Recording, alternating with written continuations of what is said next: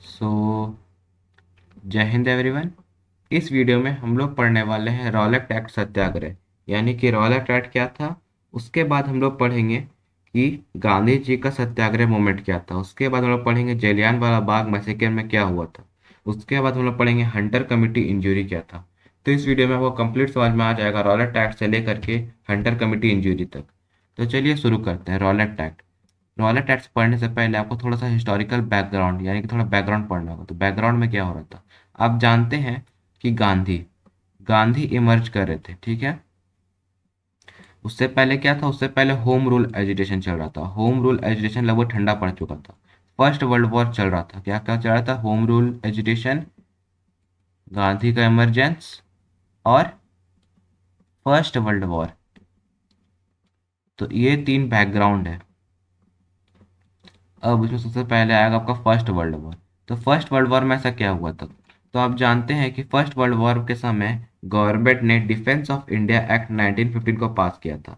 अब defence of India act 1915 क्या था, तो ये जो डिफेंस ऑफ इंडिया एक्ट 1915 था, इसके तहत किसी को भी रिवोल्यूशनरी एक्टिविटी करने से बैन कर दिया गया था। यानी कि अब कोई भी रिवोल्यूशनरी एक्टिविटी करेगा या फिर कुछ हल्का सा भी हरकत करेगा तो उसको अरेस्ट कर लिया जाएगा। तो ये था फर्स्ट वर्ल्ड वॉर का डिफेंस ऑफ इंडिया एक्ट 1915, ताकि फर्स्ट वर्ल्ड वॉर में इंडियन सपोर्ट करे ब्रिटिश को। तो ये जो फर्स्ट वर्ल्ड वॉर था उसके बाद ही जैसे फर्स्ट वर्ल्ड वॉर खत्म हुआ, सबसे पहले उन्होंने क्या दिया, कैरेट दिया। कैरेट क्या दिया, गवर्नमेंट ऑफ इंडिया एक्ट।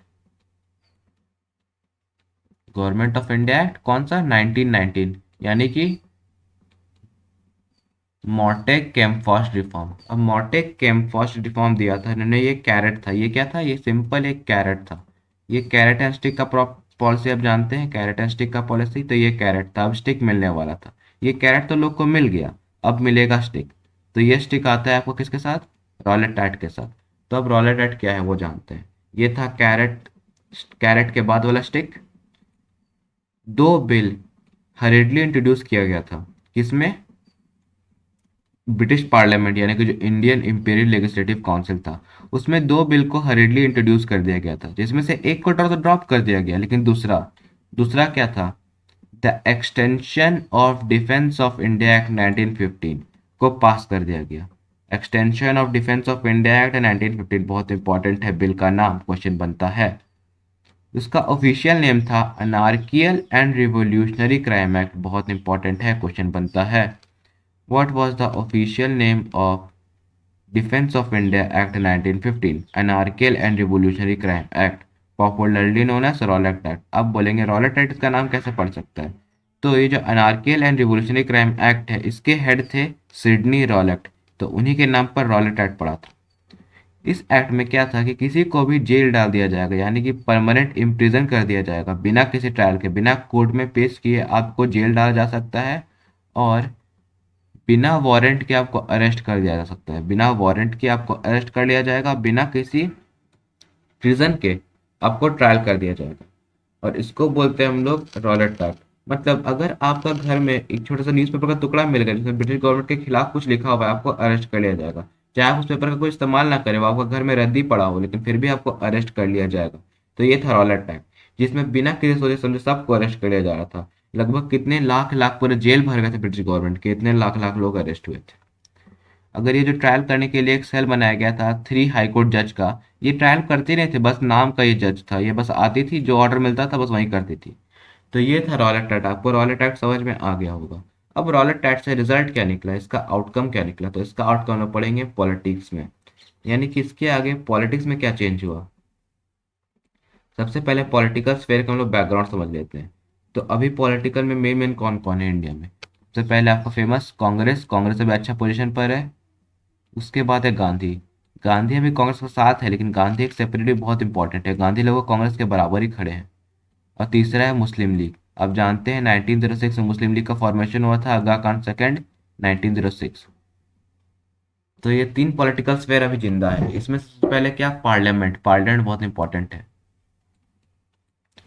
तो ये चार पॉलिटिकल है अभी आपके पास, पॉलिटिकल आइडेंटिटी। इसमें सबसे पहले पार्लियामेंट में क्या हुआ, तो पार्लियामेंट में जो मेंबर अपोज कर रहे थे वो फेल हो गए, यानी कि उनका कोई बात माना नहीं गया। अब क्यों नहीं बात माना गया भाई, क्योंकि वो लोग माइनॉरिटी में। आप जानते हैं कि ब्रिटिश गवर्नमेंट हमेशा से पार्लियामेंट में ब्रिटिश मेजोरिटी रहते थे और इंडियन माइनॉरिटी। तो उन्होंने क्या किया, उन्होंने रिजाइन कर दिया, जो मेंबर थे अभी पार्लियामेंट के उन्होंने रिजाइन कर दिया। कौन, किस किसने रिजाइन किया? मोहम्मद अली जिन्ना ने। बहुत इंपॉर्टेंट क्वेश्चन बन जाता है। मोहम्मद अली जिन्ना ने रिजाइन किया, मदन मोहन मालवीय ने रिजाइन किया, और मजहार उल हुक ने रिजाइन किया। ये तीन आदमी बहुत इंपॉर्टेंट है। कौन कौन? मोहम्मद अली जिन्ना, मदन मोहन मालवीय और मजहार उल हुक। ये मोहम्मद अली जिन्ना और मजहार उल हुक मुस्लिम लीग के मेंबर थे, और मदन मोहन मालवीय कांग्रेस के मेंबर थे। तो इन तीनों ने रिजाइन कर दिया। Law of habeas corpus was suspended. अब आप बोलेंगे लॉ ऑफ हेबियस कॉर्पस क्या होता है? लॉ ऑफ हेबियस कॉर्पस आपने पढ़ा होगा पॉलिटिक्स में। पॉलिटी में आपके पास 5 रिट्स है, आप जानते हैं article 35 of Indian constitution fundamental right. आपके पास 5 रिट्स है। क्या क्या? हबीस कॉर्पस, मंडामस, क्वा वारंट और सैटिटारियो। तो इन्हीं रिट्स में है आपका हेबिस कॉर्पस। हेबिस कॉर्पस आपको ये राइट देता है कि अगर आपको अरेस्ट किया जाए तो आप अपने आप को पेश कर सके कोर्ट के ऊपर। आपके पास ये राइट है कि आपको बिना किसी बात के अरेस्ट नहीं कर सकते, बिना कोर्ट का ज्यूरी के आपको अरेस्ट नहीं किया जा सकता है। तो इसको सस्पेंड कर दिया गया था। बहुत इंपॉर्टेंट क्वेश्चन बन जाता है, which law was suspended during the Rowlatt act? So the law of habeas corpus was suspended. Main objective क्या था ब्रिटिश गवर्नमेंट का? आपको थ्योरी भी समझना है, खाली पॉलिटिक्स, खाली मतलब खाली फैक्ट नहीं, थ्योरी के साथ। तो मेन ऑब्जेक्टिव क्या था? तो मेन ऑब्जेक्टिव ब्रिटिश गवर्नमेंट का था कि जो डिफेंस ऑफ इंडिया एक्ट है इसको परमानेंट किया जा सके। आप जानते हैं कि defence of India act world war खत्म होने के साथ खत्म हो गया, लेकिन ब्रिटिश गवर्नमेंट को डर था कि फिर से रिवोल्यूशनरी एक्टिव चालू ना हो जाए। तो इस रिवोल्यूशनरी एक्टिविटी को कम करने के लिए ब्रिटिश गवर्नमेंट ने पास किया, क्या पास किया? डिफेंस ऑफ इंडिया एक्ट 1915 का एक्सटेंशन। अब इसका रिजल्ट क्या होगा? इसके रिजल्ट में गांधी जी ने सत्याग्रह लॉन्च किया। सत्याग्रह बहुत इंपॉर्टेंट, सत्याग्रह मूवमेंट। अब गांधी जी का सत्याग्रह मूवमेंट यानी कि पहला मास स्ट्राइक बहुत इंपॉर्टेंट है। यह गांधी जी का पहला नेशन वाइड मास स्ट्राइक था। तो इसकी स्टार्ट होती है, Gandhi called Rowlatt Act as Black Act. बहुत important. Who called Rowlatt Act as Black Act? Gandhi called Rowlatt Act as a Black Act. Gandhi ji ने रॉलेट एक्ट को कहा ब्लैक एक्ट। गांधी ने ऑर्गेनाइज किया सत्याग्रह सभा एंड नेशन वाइड हड़ताल। गांधी जी ने दिल्ली में सत्याग्रह सभा को ऑर्गेनाइज किया था, जिसमें उन्होंने बोला कि हम लोग नेशन वाइड हड़ताल करेंगे, यानी कि पूरे देश में हम लोग इसका विरोध करेंगे, एक साथ विरोध करेंगे। गांधी सेड, ये सेड जो आपका आ रहा है ना, ये बहुत इंपॉर्टेंट है। क्वेश्चन बन जाता है, आज का सिंपल क्वेश्चन नहीं बनता, आज का क्वेश्चन इसी से बनता है कि who said this, who said this. Salvation world come when masses were awkward and become active in politics. अब सत्याग्रह मूवमेंट क्या था? बहुत important. What is Satyagraha movement? Launched on April 6 1919 at hartal. ये जो सत्याग्रह मूवमेंट है यानी कि नेशन वाइड हड़ताल, आपको क्या करना है? आपको हड़ताल करना है, फास्ट करना है, ब्रिटिश गवर्नमेंट को अपोज करना है, कॉपरेट भी नहीं करना और डिसोबी भी करना है। इसको बोलते हैं हम लोग सत्याग्रह मूवमेंट। ये लॉन्च हुआ था 6 अप्रैल को। कहाँ से? बरताल से। बहुत इंपॉर्टेंट है। When did Satyagraha movement was launch? Satyagraha movement was launch on 6 April 1919 at hartal. क्या हुआ था उसमें? उसमें large protest occur in Punjab. बहुत ज़्यादा प्रोटेस्ट कहाँ पे हुआ? मेन सेंटर कहाँ था? सत्याग्रह मूवमेंट का मेन सेंटर कहाँ था? पंजाब। बहुत इंपॉर्टेंट है, हर मूवमेंट का आपको मेन सेंटर समझना होगा। जैसे कि अभी नॉन कॉपरेशन मूवमेंट पढ़ेंगे तो उसका मेन सेंटर था दिल्ली, वैसे ही सत्याग्रह मूवमेंट का मेन सेंटर है पंजाब।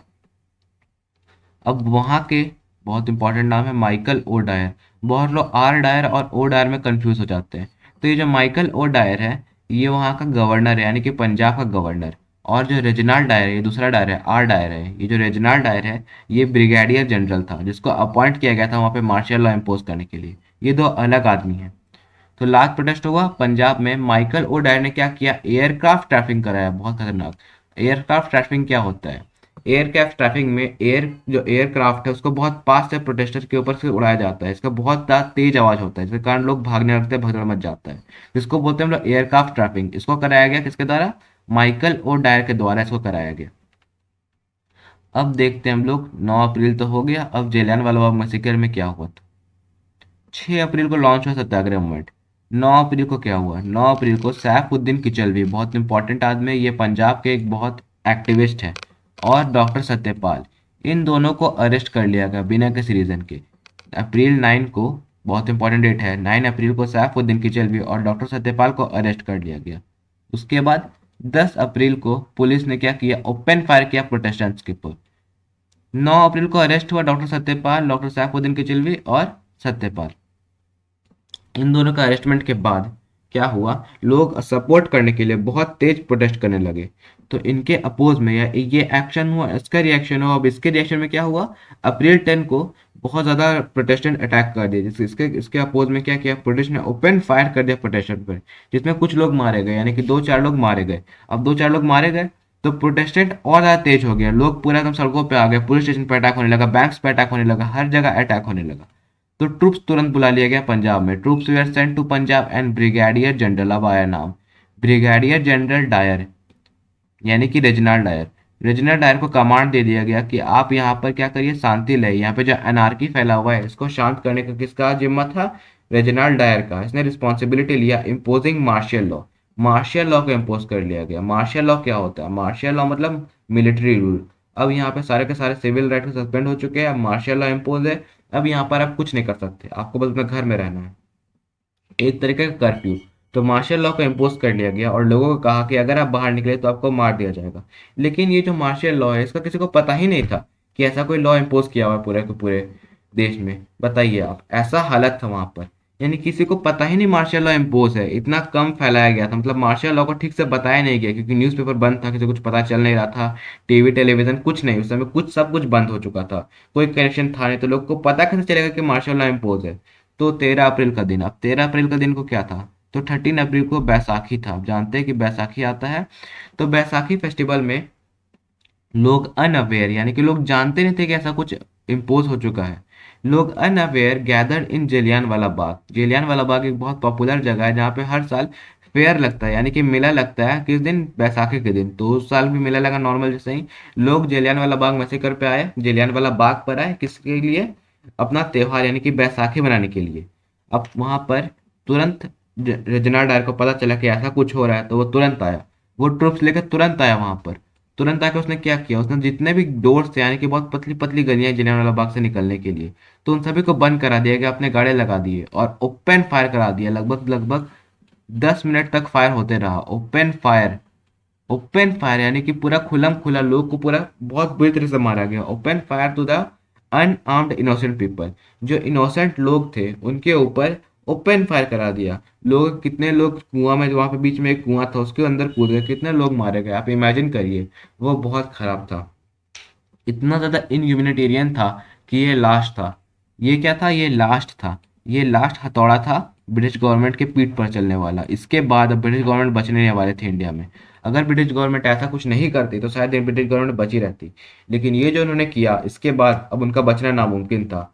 अब जो ये जो पेंशन है उसके खिलाफ में अब जो लोग उठेंगे, अब जो नया पावर उठेगा, अब लोग यूनाइट हो जाएंगे, अब लोग के पास एक शक्ति रहेगा, अब सेंट्रलाइज होने का अब समय आ चुका है, अब ब्रिटिश गवर्नमेंट को हटाने का समय आ चुका है। तो अब इसका रिजल्ट क्या हुआ, ब्रिटिश गवर्नमेंट को इसका रिजल्ट क्या हुआ, सत्याग्रह मूवमेंट जो गांधी जी ने शुरू किया था इसको विड्रॉ कर लिया गांधी जी ने। कब, 18 अप्रैल को, बहुत इंपॉर्टेंट।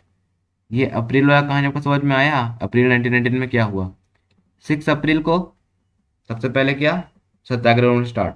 9 अप्रैल को सैफुद्दीन की जलवे, डॉक्टर सत्यपाल अरेस्ट। 10 अप्रैल को ओपन फायर। 13 अप्रैल को जलियांवाला बाग मैसेकेयर। और 18 अप्रैल को खत्म कहानी। अब ये जो एपीजे टेलर है ये एक हिस्टोरियन थे, उन्होंने ये कहा, आपको ये सब पॉइंट याद कर लेना है। Jallianwala Bagh massacre was a decision movement when Indians were alienated, बहुत important.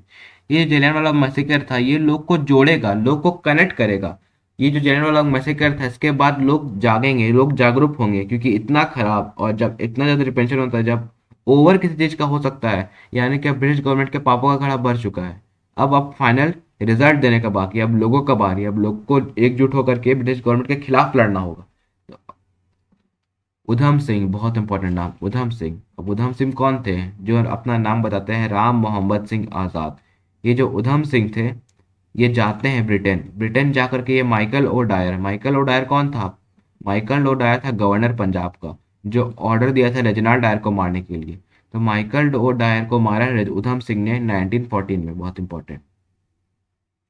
Udham Singh assassinated Michael O'Dwyer at London, London जाके मारा और उनको हैंग कर दिया गया 1914 में ही, यानी कि 1940 में उधम सिंह ने मारा और 1940 में ही उनकी डेथ हो गई। उधम सिंह कौन थे, एक छोटा सा बच्चा जो जाके देखता है जलियान वाला बाग में से, जलियान वाला बाग में हजारों लोगों का लाश, लाखों लोग रो रहे हैं, पूरा हालत खराब है। सभी तरफ लाशें ही लाशें, खून ही खून। उसको देखते हुए उधम सिंह के मन में एक आग जली कि अब हम जा रहे हैं, अब हम जा करके रेजिनाल्ड डायर को, यानी कि सॉरी माइकल ओ डायर को जाके मार के रहेंगे। फिर वो लड़का बड़ा होता है, वो लड़का मेहनत करता है, लंदन जाता है और फाइनली जा करके माइकल ओ डायर को मारता है। तो ये होता है हम लोग के सरदार, ये है असली सरदार, इंडियन सरदार। अब हंटर कमेटी इंजरी, यानी कि हंटर कमेटी क्या था। अब ये जो उधम सिंह, यानी कि ये जो जलियांवाला बाग मैसेकर हुआ था, इसके तरफ गवर्नमेंट भी परेशान थी। गवर्नमेंट को भी डर लग रहा था कि इतना खराब रिप्रेजेंटेशन के बाद ओवर वर्ल्ड वाइड उनका बेइज्जती हुआ था, कि वर्ल्ड में उनका बेइज्जती हुआ था कि ऐसा आपने क्यों किया। इंडियंस तो अब खिलाफ थे ही, वर्ल्ड में बहुत सारे कंट्रीज उनके एलिगेशन लगा रहे थे, साथ ही साथ ब्रिटिश गवर्नमेंट बहुत परेशान थी। तो 14 अक्टूबर 1919, बहुत इंपॉर्टेंट, डिसऑर्डर इंजरी कमिटी को अपॉइंट किया गया ब्रिटिश गवर्नमेंट के द्वारा। किसको? Disorder injury committee. चेयर कौन कर रहे थे? Lord Hunter. इसे इसका नाम क्या पड़ गया? Hunter committee. बहुत इंपॉर्टेंट है। अगर कोई भी कमेटी या फिर किसी भी चीज़ का ऐसा नाम रहता है ना, तो वो मेनली चेयर होते हैं उस पर्सन से। जैसे कि रॉलेट एट सिडनी रॉलेट थे, वैसे ही Hunter Committee Lord William Hunter है। तो अक्टूबर 14 1918 को ऑर्डर पास हुआ, डिसऑर्डर इंजरी कमेटी को अपॉइंट किया गया, जिसका जिसके हेड कौन थे? Lord Hunter. इसमें 3 इंडियंस थे, बहुत इंपॉर्टेंट, 3 इंडियन। कौन थे 3 इंडियन में? बहुत बार क्वेश्चन बनता है। Who were the 3 Indians member of disorder injury committee या फिर हंटर कमेटी? सबसे पहले है चमन लाल, बहुत इंपॉर्टेंट, चमन लाल, पंडित जगत नारायण, पंडित जगत नारायण और अहमद खान। ये 3 थे इंडियंस जो मेंबर थे डिसऑर्डर इंजरी कमेटी के। बहुत important question. Who were the member of disorder injury committee? Who Indians are disorder injury committee members? So Chaman Lal, Pandit Jagat Narayan and Ahmad Khan were the member of disorder injury committee who were Indians. अब final report आया, final report submit किया 1920 में और condemn किया, यानी कि क्या किया, इसको बहुत गलत बताया, जो फायरिंग हुआ इसको बहुत गलत बताया गया। Condemn the firing, open firing of 1982 को कंडेम किया गया। उसके बाद क्या हुआ? माइनॉरिटी मेंबर जो इंडियन थे उन्होंने कहा ये जो डायर का एक्शन है इसको इनह्यूमन एंड अनब्रिटिश। बहुत इंपॉर्टेंट क्वेश्चन है।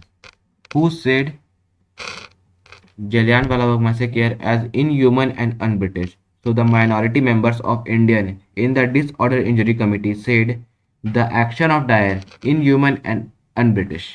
अब चर्चिल, कौन थे चर्चिल? Wisdom Churchill. आप जानते होंगे कि उस समय के ये बहुत पॉपुलर आदमी थे और ये बहुत रेसिस्ट ये अपने आप को बहुत ऊपर समझते थे।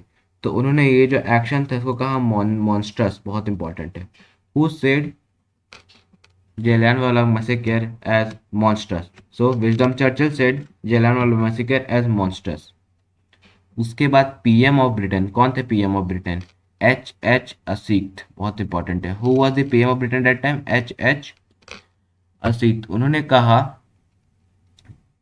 One of the worst outrage in the whole of our history. सबसे खराब आउटरेज, यानी कि सबसे खराब था ये in the whole of our history. Who said that the act of Dyer was one of the worst outrage of the whole of our history? सो आपको क्या लिखना है? PM of Britain H H Asquith. Who said? H H Asquith. उसके बाद ये बहुत important point है। The clergy of Golden Temple, जो गोल्डन टेम्पल के क्लर्जी थे जो कि ब्रिटिश थे, उन्होंने क्या किया? लेड बाय अरूर सिंह, अरूर सिंह ने ऑनर दिया। किसको ऑनर दिया? डायर को ऑनर दिया। जिसने हजारों सरदारों को मारा उसी को ऑनर दिया और डिक्लेयर हिम अ सिख। कैसे ऑनर दिया? डिक्लेयर करके कि वो एक सिख है। ये बहुत खराब था। इसी को देखते हुए फिर आता है खालसा पंथ, यानी कि रिफॉर्म होता है गुरु द्वारा रिफॉर्म्स, इसी को देख किया जाता है। उसके बाद कांग्रेस रिएक्शन क्या था? ये तो किसका रिएक्शन था? ये गवर्नमेंट का रिएक्शन था। कांग्रेस का रिएक्शन क्या था? तो कांग्रेस ने अपना एक कमेटी को अपॉइंट किया जिसके मेंबर कौन कौन थे? मोतीलाल नेहरू, सी आर दास, अब्बास तैयब जी, एम आर जयंकर और गांधी। बहुत इंपॉर्टेंट क्वेश्चन है। कौन कौन थे ये 5 मेंबर थे? कौन कौन? मोतीलाल नेहरू, सी आर दास, अब्बास तैयब जी, एम आर जयंकर और गांधी। और उन तो वो तो कुछ कर नहीं सकते थे, जब ब्रिटिश गवर्नमेंट ने कुछ नहीं किया तो ये लोग क्या करेंगे? तो उन्होंने भी वही किया जो ब्रिटिश गवर्नमेंट ने किया, कंडेम किया इस एक्शन को। बस ये लोग कंडेम कर रहे थे कि बहुत खराब हो, बहुत खराब हो, कोई एक्शन नहीं ले रहे थे। एक भी आदमी को कुछ फायदा नहीं पहुंचा है कि कुछ रिलीफ दिया जाए, कुछ पैसा दिया जाए, कुछ हेल्प किया जाए जो लोग के परिवार वाले मरे हैं, कुछ नहीं। सब पहले सब खाली बैठ करके कंडेम कर रहे हैं कि बहुत खराब हुआ, बहुत खराब हुआ, बहुत खराब हुआ। तो इससे क्या फायदा होगा? बहुत खराब हुआ तो हाँ हुआ, तो आप कुछ करेंगे तब ना कुछ ठीक होगा। आप खाली कंडेम करेंगे तो कुछ होगा? तो ये था रॉलेट एक्ट सत्याग्रह। अब रॉलेट एक्ट सत्याग्रह की क्विक समरी देते हैं आपको हम। सबसे पहले रॉलेट एक्ट सत्याग्रह का शुरुआत, होम रूल एजिटेशन सबसे पहले 1916। उसके बाद इमरजेंस ऑफ गांधी 1917-18। गांधी, गांधी का इमरजेंस हो गया। गांधी के इमरजेंस के बाद कैरेट एंड स्टिक। कैरेट क्या था? कैरेट था आपका गवर्नमेंट ऑफ इंडिया एक्ट 1990। इसमें से बहुत थोड़ा फायदा हुआ था, उतना भी कुछ अच्छा नहीं था कि गवर्नमेंट ऑफ इंडिया एक्ट से बहुत ज़्यादा फायदा हो गया, बहुत कम फायदा हुआ था। और उसके बाद स्टिक में क्या मिला? Rowlatt act. Rowlatt act 1919। तो अभी जो रॉलेट एक्ट 1919 है, इसी को कंडेम करते हुए गांधी जी ने लॉन्च किया। क्या लॉन्च किया? सत्याग्रह मूवमेंट। सत्याग्रह मूवमेंट इसी के रिएक्शन में शुरू हुआ पंजाब में। क्या शुरू हुआ पंजाब में? प्रोटेस्टेंट्स, यानी कि पंजाब में मैसिव प्रोटेस्ट हुआ। अभी जब पंजाब में मैसिव प्रोटेस्ट हुआ, इसी के रिजल्ट में क्या हुआ? गवर्नमेंट का ओपन फायर 9 अप्रैल का, 9 अप्रैल और 10 अप्रैल, 9 और 10 अप्रैल का दिन। अभी जो 9 और 10 अप्रैल का दिन था, इसी के कारण क्या हुआ? मार्शल लॉ आया। क्या आया? Martial law. ये कनेक्शन है, आपको याद करना है, ऐसे अगर ऐसे याद करेंगे तो हमेशा याद रहेगा। मार्शल लॉ इम्पोज किया। मार्शल लॉ इम्पोज हुआ तो कौन आया रोल में? रेजिनाल्ड डायर रोल में आया।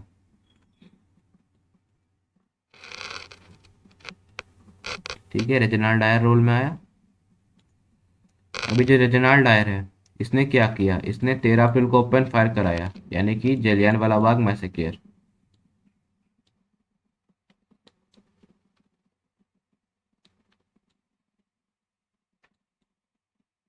जलियांवाला बाग से क्या, 13 अप्रैल वाला, 13 अप्रैल को। अभी जो 13 अप्रैल को जलियांवाला मैसेकेयर था, इसके कारण गांधी जी को अपना सत्याग्रह मूवमेंट विड्रॉ करना पड़ा। क्या किया? विड्रॉ कर लिया। कब? 18 अप्रैल को। अब ये जो ओपन फायर के कारण गवर्नमेंट ऑफ इंडिया को, यानी कि ब्रिटिश गवर्नमेंट को हंटर इंजरी कमेटी को अपॉइंट करना पड़ा। Hunter injury committee. अभी जो हंटर इंजरी कमेटी है, इसने डायर को अपना पोस्ट से हटा दिया, यानी कि डायर को बस पोस्ट से हटाया गया और कुछ नहीं मिला उसको। जब ब्रिटिश, यानी कि जब उसने इंग्लैंड गया तो उसका वेलकम हुआ वहां पर। और फिर कांग्रेस रिएक्शन, कांग्रेस ने अपना कमिटी बनाया और उसने अपना पॉइंट्स रखा कि इसको कंडेम किया। तो ये था पूरा का पूरा आपका जो इस वीडियो में मैंने समझा, बहुत सिंपल, बहुत आसान। तो अगली वीडियो में आगे कंटिन्यू करेंगे। इस वीडियो में इतना ही। Stay connected. टेक